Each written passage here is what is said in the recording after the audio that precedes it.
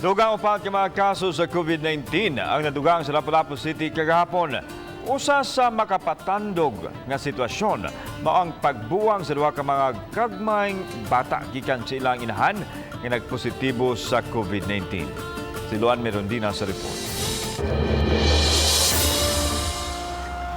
Gikan sa barangay Kanhulaw, Marigondon, Gunob ug Look ang upat ka mga nadugang nga COVID cases sa Lapu-lapu City. Ang naasoy mga pasyente ang close contact o nakapadul sa nahaunang COVID patient sa Dakbayan. Usa sa mga nakapatandog sa mga sakop sa crisis management gahapon nga mipahigayon og disinfectioning ug lockdown sa mga dapit mao ang pagbuwag sa usa ka inahan kinsa nasutang nagpositibo sa COVID-19 gikan sa iyang duha ka mga anak nga nanag-edad og 4 ug 7 anyos. Ang ilang inahan, posibleng natakbuyan sa iya ani-ini nga usa ka City Hall employee nga nagpositibo sa COVID-19.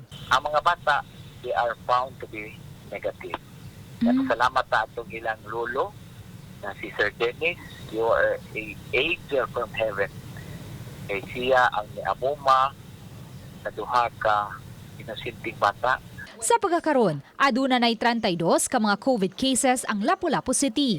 Samtang gipahibaw sa mayor nga nakakuha na sila og pagtugot gikan sa DOH nga makapahigayon og mass testing gamit ang rapid test kits. Tanaw na to sa ilang puloy-anan og walay kapasidad na mo stay at home sila, mag-quarantine sila at home. Ato silang ibutang sa ato ang facility, no?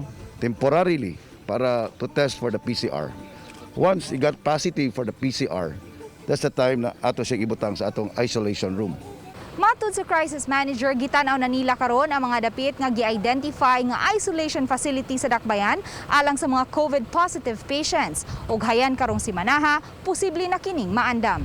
Sa pikas bahin, gipahibaw usab sa mayor nga miuyon ang mga locator sa MEPS alang sa mass testing sa tanang mga kawani niini human sa ilang tigom sa miaging simana.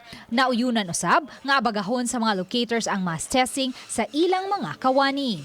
Matod sa mayor, gikinahanglang makapahigayon og mass testing aron daling ma-isolate ang mga COVID patients ug masayo ang paglibkas sa enhanced community quarantine.